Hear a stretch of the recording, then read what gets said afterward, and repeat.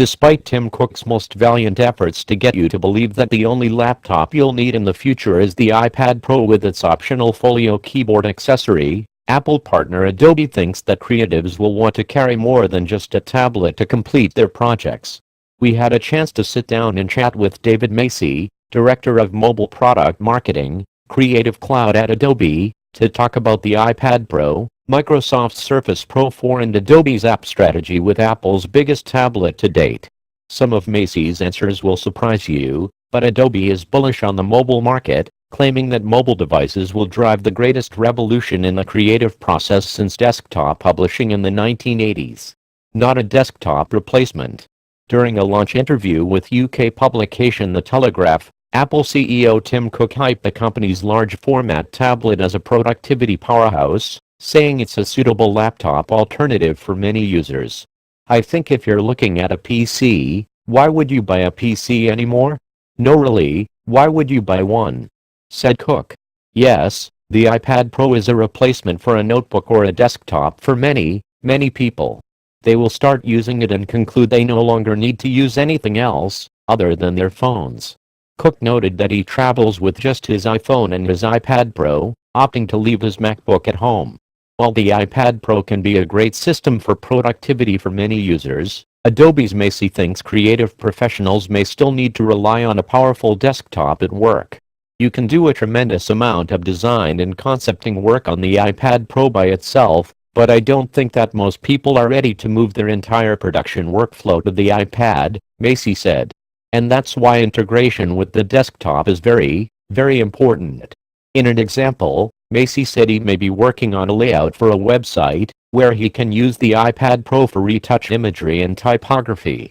But most likely, at some point, I am going to hand the layout to somebody else on the team who is going to put it into a larger architecture for the overall website, or I am going to hand this off to a developer who is going to start coding it. And that's where the connection to the desktop is going to come in. When asked directly about Cook's comments and if the iPad Pro can effectively replace a Mac or PC for creatives, Macy said, "I think that it will be possible for a large portion of many people's workflows, but not for everybody and not all the time. I don't think that's because of limitations in the device itself, but because of the way people work. And sometimes, it takes time to change." Macy compared the iPad Pro to when smartphones initially launched. Some people could do everything on their smartphones, but others still had to use a desktop to accomplish some tasks. We'll see the same progression over the next couple years as all kinds of companies and industries look at tablet devices as an important tool to support. Surprisingly, it's not just the iPad Pro that requires a desktop companion as part of a project workflow.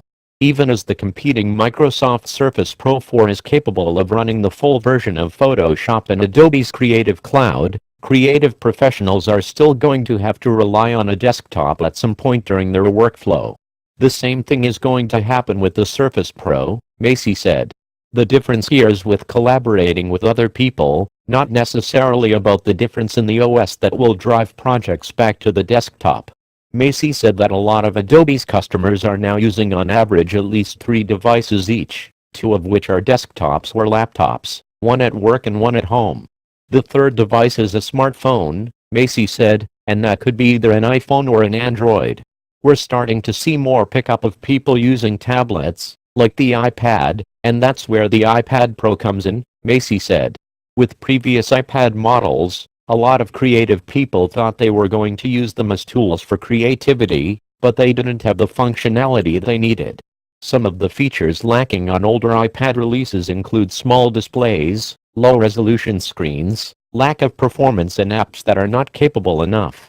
The biggest key, however, in the early failure of early tablets for creatives, is the lack of a well-built, integrated stylus, according to Macy.